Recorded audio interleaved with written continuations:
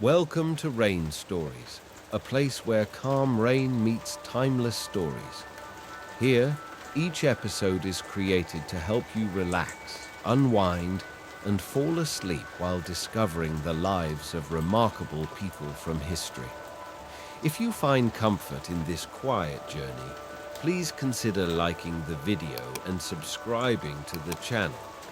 It helps us continue bringing you peaceful stories like this one. Turn down the lights, get comfortable, and let the sound of the rain guide you into the life of Frida Kahlo. A woman of passion, pain, and powerful self-expression, Frida painted her truth with colors drawn from her soul. Let her story flow through you like the rain outside your window, soft, steady, and unforgettable. This is the life of Frida Kahlo. Prologue. The Roots of a Phoenix. In the heart of Coyoacán, a small town on the outskirts of Mexico City, there is a house painted cobalt blue. Its walls are alive with color, its courtyard filled with the scent of flowers and the whispers of history. This is La Casa Azul, the blue house where Frida Kahlo was born, lived, and died. It is a place where pain and beauty intertwine, much like the life of the woman who called it home. Frida Kahlo's story is not just the story of an artist. It is the story of a phoenix, a woman who rose from the ashes of suffering to create a legacy that would burn brightly for generations. Her life was a tapestry of passion, pain, and resilience, woven with threads of love, loss, and unyielding creativity. She was a woman who turned her wounds into art, her sorrow into strength, and her life into a masterpiece. This is the story of Frida Kahlo, a woman who defied the odds, who painted her truth, and who became a symbol of courage and authenticity. It is a story of fire and color, of brokenness and healing, of a life lived unapologetically. So let us step into her world, into the blue house, and walk beside her as we uncover the layers of her extraordinary life. Chapter 1. The Birth of a Rebel. Frida Kahlo was born on July 6, 1907, in La Casa Azul, the house her father, Guillermo Kahlo, had built for his family. The blue house, with its cobalt walls and lush courtyard, was a place of warmth and creativity, a sanctuary that would shape Frida's identity and art. Her mother, Matilde Calderón, was a devout Catholic of indigenous and Spanish descent, while her father, Guillermo, was a German immigrant and photographer. From the beginning, Frida was a child of contrasts, fiery and introspective, rebellious and deeply sensitive. Frida's childhood was marked by both joy and hardship. She was her father's favorite, and he encouraged her curiosity and intelligence. Guillermo, a man of quiet dignity, had fled Germany after a series of personal tragedies, including the death of his first wife and child. He found solace in photography, capturing the world through his lens, and he passed this love of art and observation to Frida. He taught her about literature, philosophy, and the natural sciences, fostering a love for creativity and learning that would define her life. But Frida's relationship with her mother was more complicated. Matilda was strict and traditional, a woman who valued piety and propriety above all else. She often clashed with Frida's independent spirit, her fiery temper, and her refusal to conform to societal expectations. Frida later described her mother as kind, active, and intelligent, but also calculating, cruel, and fanatically religious. This tension between mother and daughter would shape Frida's understanding of womanhood, identity, and resilience. At the age of 6, Frida contracted polio. a disease that left her right leg thinner and weaker than the left. The other children teased her, calling her Peg-Leg Frida, but she refused to be defined by her disability. She took up sports, including boxing and swimming, to prove her strength. She also began wearing long skirts to hide her leg, a practice she would continue throughout her life. This early experience of pain and resilience would shape her character and her art, teaching her to find strength in adversity. Frida's father played a crucial role in her recovery. He encouraged her to exercise and stay active, and he taught her to see the world through the lens of a camera. Guillermo's photography studio became a place of wonder for Frida, where she learned about composition, light, and shadow. These early lessons would later influence her painting as she used her brush to capture the world with the same precision and artistry as her father's camera. In 1922, Frida enrolled at the prestigious National Preparatory School in Mexico City, one of the few girls in a class of boys. She was a brilliant student, full of curiosity and ambition. She joined a group of intellectually curious students known as the Cachuchas, named for the caps they wore. The group was known for its rebellious spirit and its commitment to social justice, values that would shape Frida's worldview. She dreamed of becoming a doctor, a path that seemed within reach given her intelligence and determination. But fate had other plans for Frida. On September 17, 1925, her life took a dramatic turn. She was riding a bus home from school when it collided with a tram. The impact was devastating. A metal handrail pierced her body, fracturing her spine, pelvis, and ribs. Her right leg was shattered and her foot was crushed. She spent months in the hospital, immobilized and in constant pain. During her recovery, Frida began to paint. Her parents gave her a special easel that allowed her to work from bed, and they hung a mirror above her so she could see herself. This was the beginning of Frida's journey as an artist. Her first subject was herself, a reflection of the pain and isolation she felt. "I paint myself because I am so often alone," she would later say, "and because I am the subject I know best." The accident left Frida with lifelong physical and emotional scars, but it also ignited her creative spirit. She turned her pain into art, using her brush to explore her identity, her suffering, and her resilience. This period of recovery marked the birth of Frida the artist, a woman who would transform her pain into some of the most powerful and enduring works of the 20th century. Chapter 2. The accident that changed everything. On September 17, 1925, Frida Kahlo's life was irrevocably altered. It was a day that began like any other, with Frida and her boyfriend, Alejandro Gomez Arias, boarding a bus in Mexico City after a day of classes at the National Preparatory School. The bus was crowded, filled with the usual chatter of students, workers, and families. Frida, ever the spirited young woman, was lively and animated, her laughter ringing out as she teased Alejandro about his latest philosophical musings. She was 18 years old, full of dreams and ambitions, with her whole life ahead of her. But fate had other plans. As the bus approached the intersection of Calzada de Tlalpan and Calle de Cuauhtémoc, a tram collided with it. The impact was catastrophic. The bus was thrown sideways, its wooden frame splintering like matchsticks. Passengers were flung from their seats, their screams echoing in the chaos. Frida, sitting near the front, was impaled by a metal handrail that pierced her abdomen, fracturing her spine, pelvis, and ribs. Her right leg was shattered and her foot was crushed. Alejandro, who had been sitting beside her, was relatively unharmed, but Frida lay motionless, her body broken and bleeding. In the aftermath of the accident, Frida was rushed to the Red Cross hospital.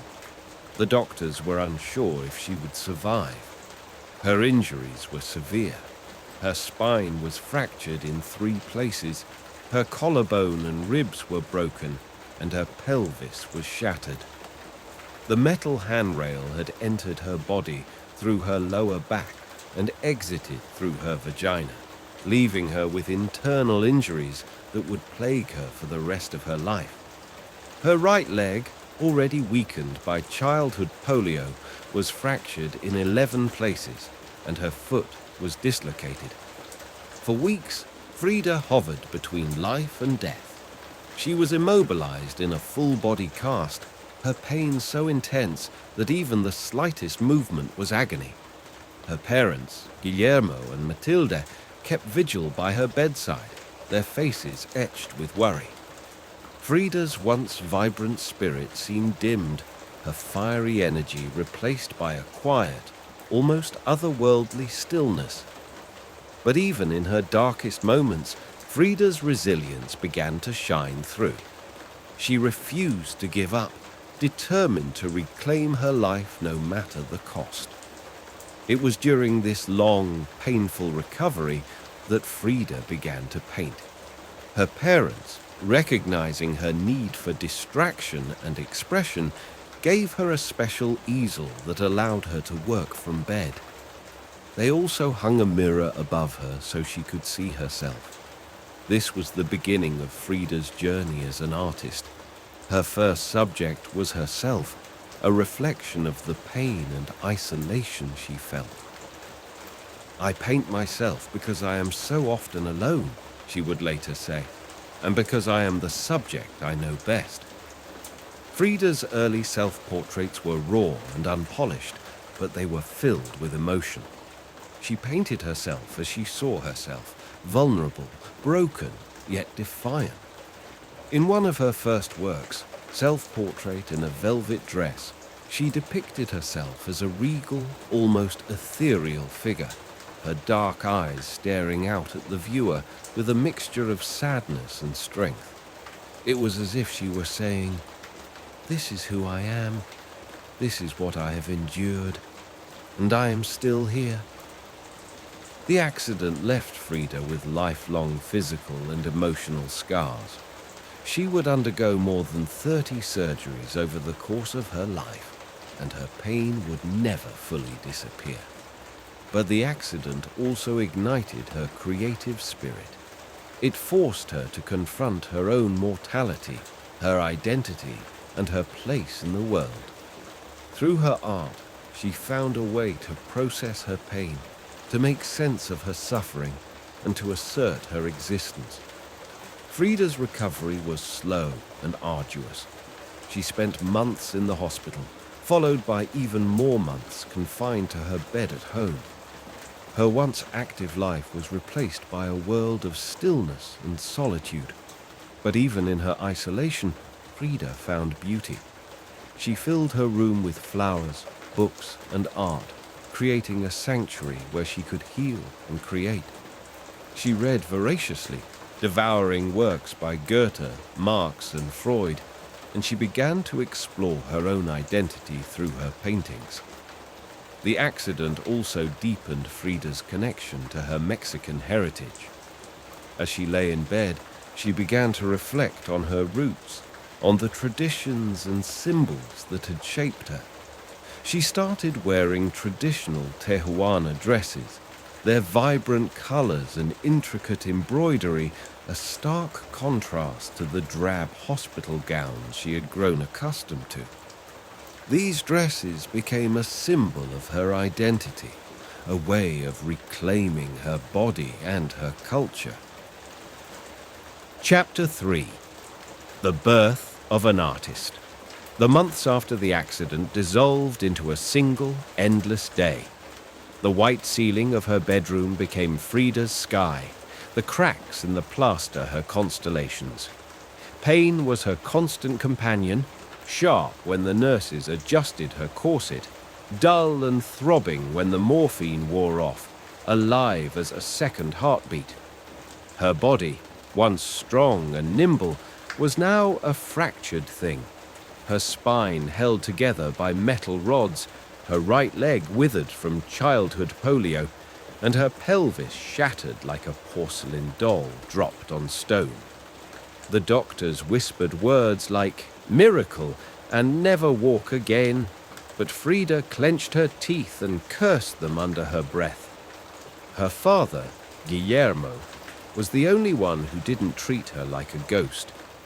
He arrived one afternoon with an old wooden easel, its legs uneven from decades of use, and a box of oil paints that smelled of linseed and earth. "You'll go mad staring at that ceiling," he said, fastening a mirror above her bed with lengths of twine.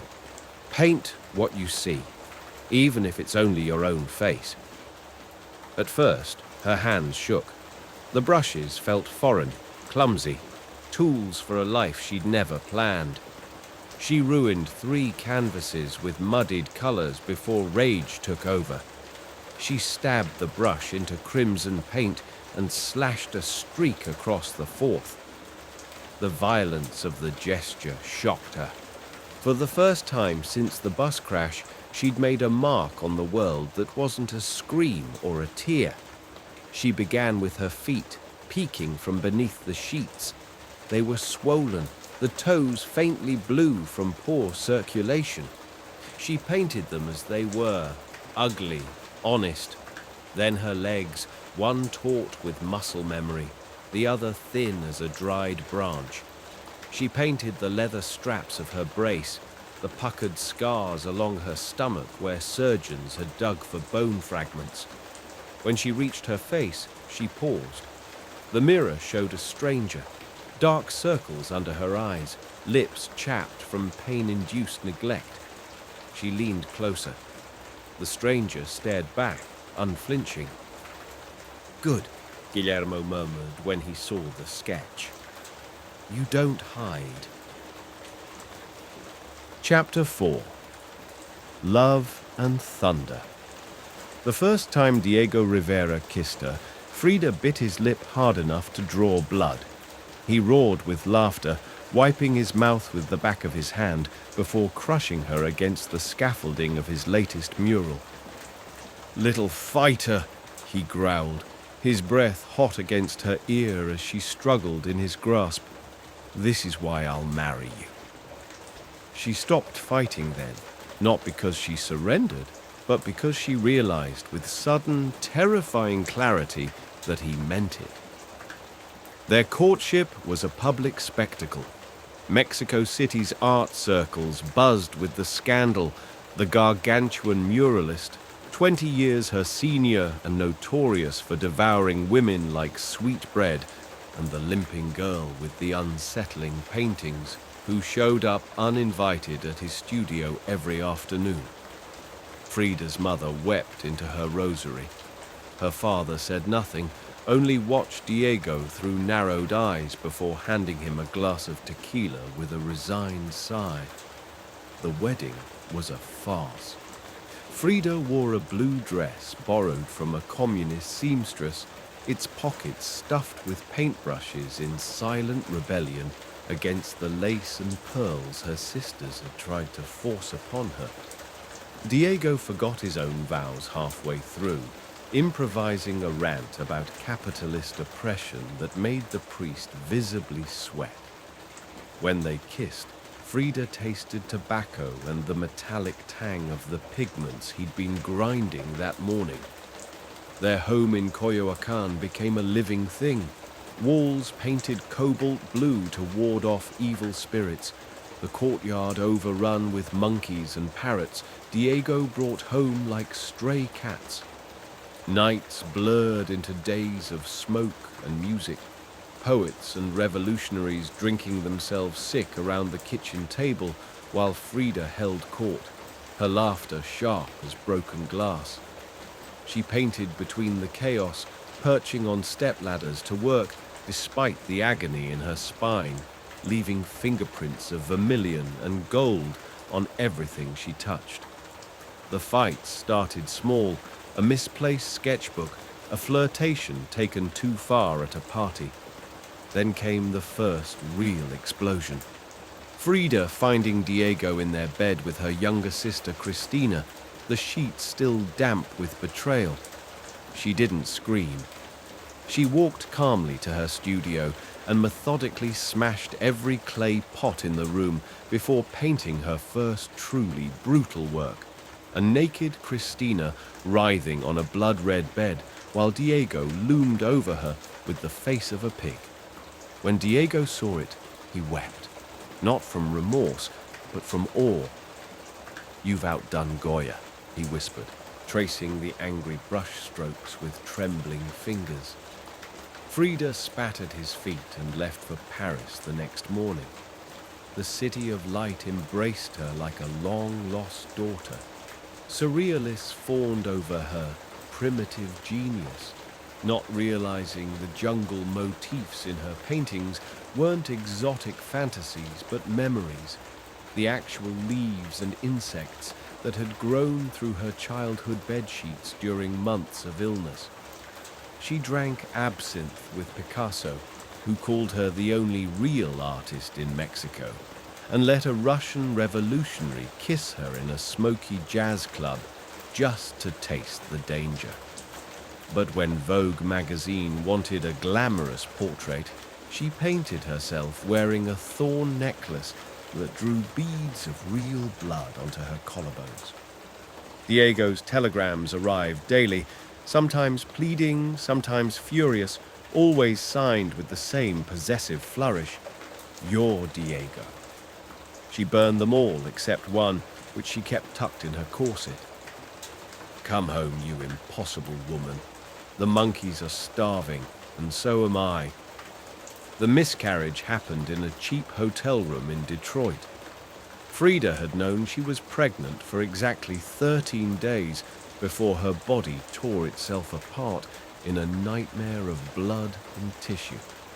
The American doctors clucked their tongues over her damaged pelvis, their pity more unbearable than the pain. She painted the experience in excruciating detail, her naked body suspended over the bed like a butchered animal, the fetal skeleton floating near her stomach. Diego's face watching from the corner like a grieving moon. When she returned to Mexico, she found Diego waiting at the dock, his massive hands clutching a bouquet of marigolds. They didn't speak. He simply lifted her into his arms, carefully, so carefully, and carried her through the streets as if she were made of spun glass. That night, as she lay curled against his chest, he murmured into her hair, "We are hell, you and I, but what a glorious fire." Frida closed her eyes and dreamed of painting his portrait with his own hands around her throat. When she woke, she began a new canvas. Chapter 5. The Two Fridas. The telegram arrived on a Tuesday, the paper crisp and smelling of bureaucracy. Frida held it between thumb and forefinger as if it might bite, her other hand absently rubbing the scar that ran like a lightning bolt down her abdomen. The words were clinical, detached, recommended immediate amputation, right leg below knee to prevent worsening infection. Diego was in Guanajuato, fucking some starry-eyed art student or revolutionary. These days, the two were interchangeable. Frida crumpled the telegram into a ball and threw it at the wall, where it joined a dozen others in various states of destruction. The monkeys chattered in alarm, their tiny hands clutching at her hair as she reached for the tequila bottle. She painted through the night, her brushstrokes growing increasingly erratic as the alcohol blurred the edges of her vision. By dawn, the canvas showed two versions of herself sitting side by side on a bench, their hands clasped over a single shared heart. One Frida wore a Victorian wedding dress, pristine white lace stained with drops of blood. The other sported a Tewana skirt in vibrant purple, an amulet of Diego's face dangling from her neck like a grotesque trophy. Their veins snaked across the painting surface, connecting them in an endless loop of suffering and survival. When Diego returned 3 days later, reeking of cheap perfume and political fervor, he took one look at the painting and went pale beneath his sunburn. "This is what they want to do to you?" he asked, his voice uncharacteristically small. Frida didn't answer. She was too busy sharpening a kitchen knife, the steel singing against the whetstone in rhythmic practice strokes. The hospital smelled of antiseptic and despair. Frida insisted on being awake for the procedure. No morphine, no ether. "I want to remember," she told the surgeon, her voice steady even as her fingers dug into the mattress. They strapped her down like a criminal, the leather restraints creaking as she tested them. The sore's whine drowned out her scream. Recovery was a special kind of hell. Phantom pains tormented her at night, the missing limb burning with remembered agony. Diego hired a carpenter to build a prosthetic, a sleek wooden thing with a leather strap and a jaunty red boot painted on its foot. Frida threw it at his head the first time he brought it to her. "You think this fixes anything?" she spat, her voice raw from sleepless nights. Diego caught the leg mid-air and set it gently on the bed. "No," he admitted, "but it might help you walk to the studio." She hated that he was right. The party for her 40th birthday was a macabre affair. Frida sat propped up on a throne of pillows, her missing leg hidden beneath layers of embroidered fabric. The guests, artists, activists, hangers-on, brought gifts they clearly thought were profound: a silver skull pendant, a book on Buddhist detachment, a vial of medicinal cocaine from a German expat. Diego arrived late, carrying a wooden box that made the room fall silent when he opened it. Inside lay an exquisitely crafted prosthetic leg, its surface carved with intricate designs. A dragon winding around the shin, a skeleton dancing at the knee and at the ankle, a tiny portrait of Diego himself, grinning like the fool he was. "For when you want to kick me in the arse," he announced, to uproarious laughter. Frida studied the gift for a long moment before reaching out to trace the carvings. The wood was smooth under her fingertips, warm from being carried against his body. When she looked up, Diego's smile had faded into something dangerously close to vulnerability. She yanked the leg from the box and swung it at his groin with all her strength. The room erupted. Diego howled, the guests gasped, and Frida laughed until tears streamed down her face. Great, heaving sobs that might have been grief or triumph or some unholy combination of both. Later, when the party had devolved into drunken revelry, she caught Diego watching her from across the courtyard, his expression unreadable in the torchlight. She raised her glass to him in mock salute. He returned the gesture, his own drink sloshing over the rim. That night, alone in her studio, Frida strapped on the new leg and stood for the first time in weeks. The pain was excruciating, the weight unfamiliar. She took one step, then another. Her hands braced against the walls for balance. By the time she reached the easel, sweat poured down her back, soaking through her blouse. She picked up a brush with trembling fingers and began to paint. Chapter 6. The Communist Heart. The gunshot cracked through the plaza like a whip, sending pigeons exploding into the air in a panic of feathers. Frida didn't flinch. She stood on the makeshift podium, her spine rigid in its leather brace, the hammer and sickle banner snapping behind her in the hot wind. Below her the crowd rippled, some ducking, others surging forward. A young worker in overalls grabbed her elbow. "Comrade Kahlo, we must get you to safety." She shook him off, adjusting the hibiscus flowers in her hair. "Don't be stupid. If they wanted me dead, they wouldn't miss." Diego was already wading into the fray, his bulk parting the sea of protesters like a battleship. She watched as he wrestled a skinny man in a brown shirt to the ground, disarming him with a brutal twist that made bones crack. The would-be assassin's pistol skittered across the cobblestones, a cheap American thing, probably bought from some Texas smuggler. Later, in their kitchen, littered with political pamphlets and half-empty paint jars, Diego paced like a caged bear. "They're targeting the union leaders first," he growled, sloshing tequila into 2 glasses. "But you they'll save for last. Your paintings make them nervous." Frida smiled around her cigarette. "Good." The secret police came at midnight. Frida heard the boots on the patio tiles first, the deliberate crunch of authority. She was sitting up in bed, already reaching for her corset when the door burst open. 3 men in uniforms that didn't quite fit stood silhouetted against the moonlight, their pistol belts creaking. "Senora Kahlo," said the tallest one, his moustache twitching. "You're to come with us." She took her time, lit a candle, painted her lips red in the flickering light. When they tried to handcuff her, she held up her ruined hands, the fingers stiff from 100 surgeries. "Will these frighten you, cabronis? They don't even work properly anymore."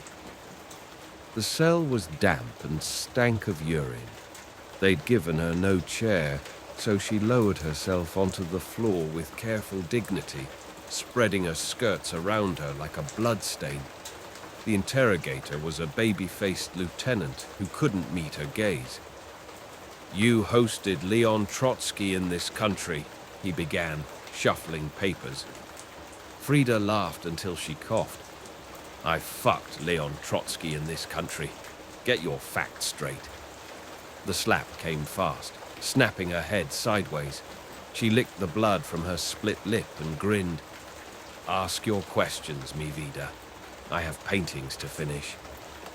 Diego got her out in 3 days, trading favors with some general who collected pre-Columbian artifacts. When he wrapped her in his arms outside the prison gates, she felt him shaking. "You're a fool," he muttered into her hair. She pulled back just enough to see his face. "But our fool, yes?" They walked home through the dawn, past walls where Diego's murals of revolutionary heroes were slowly being whitewashed. Frida's gait was uneven. The prison floor had aggravated her leg, but she refused his arm. At a taco stand just opening for the day, she bought 2 al pastor with extra pineapple and ate them standing in the street, the grease running down her wrists. "Mexico is dying," Diego said suddenly, staring at the horizon where the sun was burning away the night. Frida wiped her mouth with the back of her hand. "Then we'll bury it properly." The paintings that followed were her most political yet.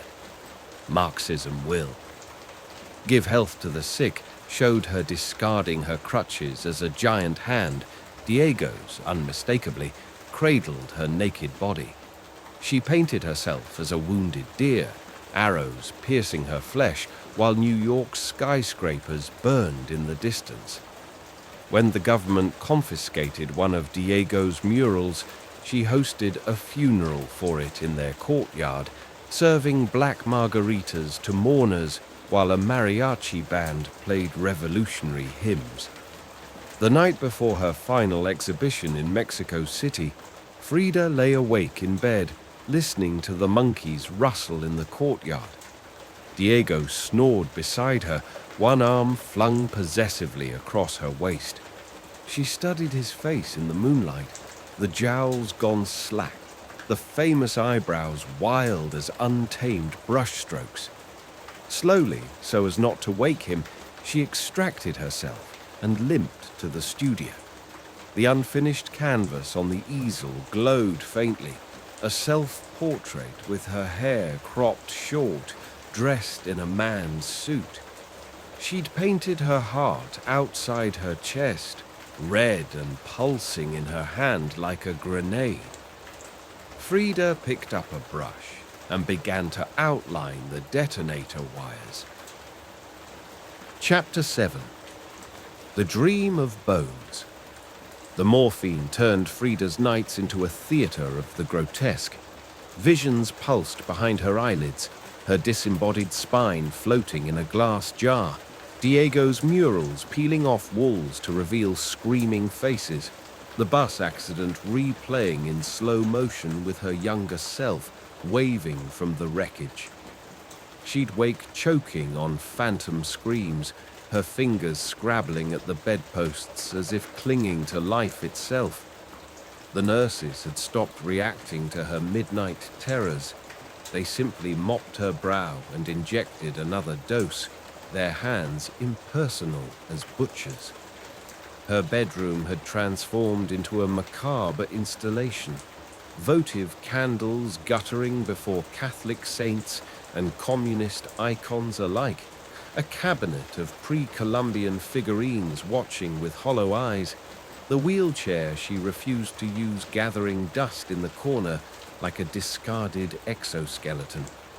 The air smelled perpetually of rubbing alcohol and oil paint, with undertones of decaying flowers from the overripe marigolds Diego kept bringing in desperate bouquets. He'd moved his drafting table into her room, the massive piece of furniture dwarfing the space.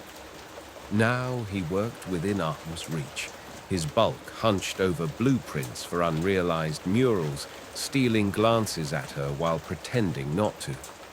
At night, she'd catch him staring at her sleeping face with a look of such naked terror it almost made her pity him. Almost. The tin plate was a joke at first. Even Rembrandt never painted on metal, she'd croaked when Diego presented it, her ruined hands trembling around the edges. "You're not Rembrandt," he'd countered, setting up the miniature easel on her lap. "You're the goddamn Aztec sun." It took 11 days instead of 8.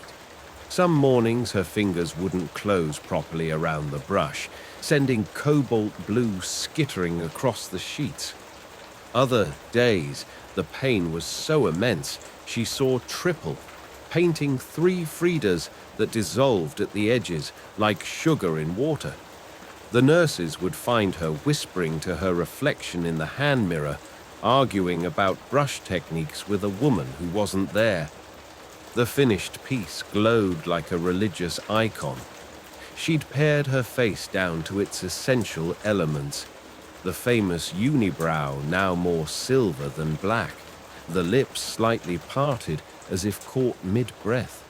Only the eyes betrayed any life, their black pupils swallowing light like event horizons. At the very bottom, nearly invisible, she'd scratched into the metal with a nail file. "Viva la vida." When Diego saw it, he made a sound like a gutted animal and stumbled into the garden, where the staff later found him tearing up cilantro plants with his bare hands. The party nearly killed her. She knew it would. "Full traditional," she insisted, stabbing a bony finger at Christina's chest. "Not that modernist nonsense you served at your last gathering."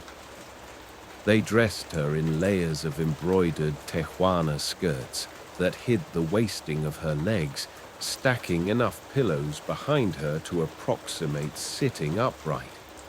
The guests arrived bearing absurd gifts. A Russian ballerina brought poisoned chocolates, meant as a joke. A former lover presented a live turkey he claimed could predict death. It promptly shat on the tiles. And Diego, drunk by sunset, unveiled a life-sized papier-mâché skeleton that he insisted was just decorative. As fireworks exploded over Coyoacán, Frida held court like a dying queen. She critiqued upcoming exhibitions with brutal precision, told obscene jokes about Trotsky's sexual habits, and when the mariachis struck up La Llorona, she sang along in a voice that started strong but cracked spectacularly on the high notes. "You're staring," Chavella murmured, lighting 2 cigarettes simultaneously. Frida exhaled a smoke ring that hovered like a halo. Taking inventory. Dawn crept in like a thief, pale fingers of light stealing across the medicine bottles on her nightstand. Somewhere beyond the blue walls, Mexico City was waking up. Tortilla vendors firing their griddles, milkmen clinking bottles, the distant whistle of the train to Xochimilco. Frida waited until Diego's snores reached their symphonic peak before beckoning the night nurse. With effort that left her gasping, she mimed smoking, then pointed to the carved wooden box where she kept her childhood treasures. The nurse returned with the silver cigarette case Leon had given her. "Idiota," Frida wheezed, her breath fogging the metal. "Under." Beneath the velvet lining lay her final rebellion, a single stick of dynamite left over from Diego's ill-advised art performance of 1947. The nurse crossed herself 3 times. When Diego awoke to his customary hangover and regret, he found Frida grinning like a death's head moth. The nurse had fainted in the corner. "Que diablos!" The explosion shattered a vase of lilies and sent Diego scrambling backward into the dresser. Smoke curled upward in the shape of a tree. The monkeys screeched in their cages, and through the haze, Frida's middle finger stood at perfect attention. Her last conscious act was flipping off God. And that's where our story ends for tonight. Now, let the gentle rain carry you into a peaceful sleep. Close your eyes, breathe deeply, and drift away. Good night, and sweet dreams.